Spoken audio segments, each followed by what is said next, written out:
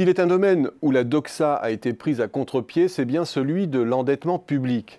Rappelons-nous du cri d'alarme lancé par Michel Pébroux en 2005. La France flirtait avec les 65% de dette publique rapportée à son PIB.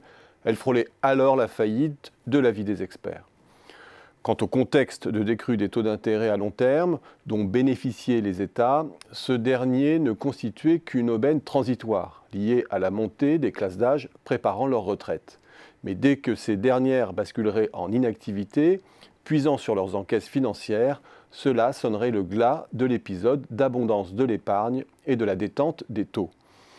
Moins de 15 ans plus tard, qu'en est-il? Les engagements bruts des États de l'OCDE ont franchi la barre des 100% du PIB en 2011, continuant à progresser depuis pour avoisiner 110% en 2019. Et face à cette dérive qui aurait dû semer la panique sur les marchés, les taux longs continuent leur décrue inexorable, touchant maintenant des minima historiques. Le Japon, figure de proue du vieillissement et du syndrome de la stagnation séculaire, est devenu emblématique de ce paradoxe.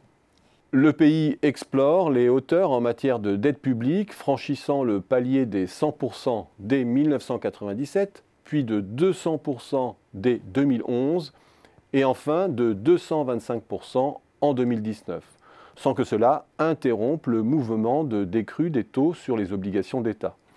Résultat, le pays a aujourd'hui une charge d'intérêt attenante à sa dette, que ce soit en brut ou en net, inférieure au niveau qui prévalait en 1976, quand sa dette dépassait à peine 25% du PIB.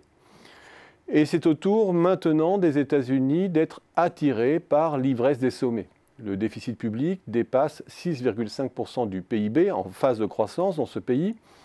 Il est promis à se creuser bien davantage en cas de décélération de l'activité, ce qui devrait propulser le ratio d'endettement public américain encore plus haut.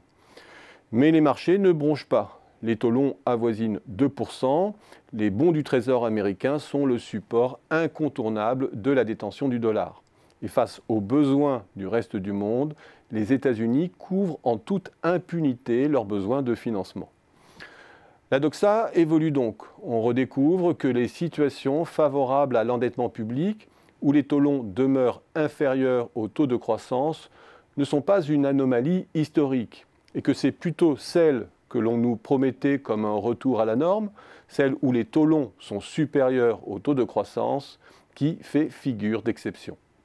On redécouvre aussi que cette fameuse sentence, assénée comme une évidence depuis des années, selon laquelle les entreprises investissent mieux que les États, relève d'un réflexe pavlovien non étayé. Tout dépend de quel investissement l'on parle. Quand il s'agit d'investissements utiles à l'ensemble du système productif ou au bien-être de la collectivité, qui d'autre que l'État peut tenir compte des externalités? Il y a là une opportunité historique à saisir. Les États ne vivent plus sous la tutelle des marchés. La pression pour réduire la surface des dépenses publiques et réserver l'accès au marché à la sphère privée ne joue plus. Or, sans investissement infrastructurel, la capacité d'expansion d'une économie est corsetée. L'investissement d'infrastructures reste la matrice de tous les autres investissements. La croissance de l'après-guerre a eu besoin d'infrastructures routières, de réseaux d'énergie, d'une reconfiguration des villes pour prendre toute sa dimension. Et l'économie digitalo-verte a besoin de nouvelles grandes reconfigurations pour permettre aux nouveaux usages de se déployer pleinement.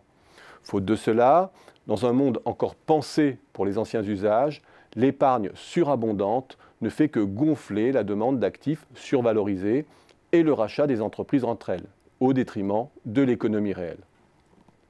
Face à ce changement de doctrine, l'Allemagne reste campée sur son principe de précaution ordolibérale. Et le reste de la zone euro n'ose pas, au nom de l'intérêt des générations futures. Des générations futures auxquelles il faudra expliquer que c'est dans leur intérêt que l'Europe n'a investi ni dans la préservation de la planète, ni dans les infrastructures d'avenir lorsque l'argent était gratuit.